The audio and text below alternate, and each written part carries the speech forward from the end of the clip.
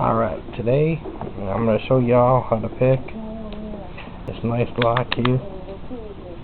It's a Master number 5, a very old one, a506.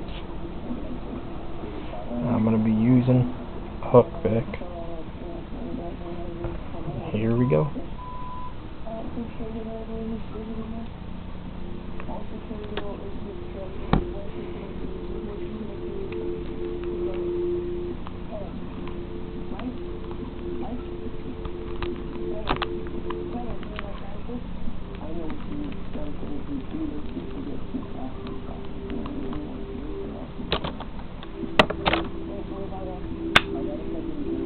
There you go.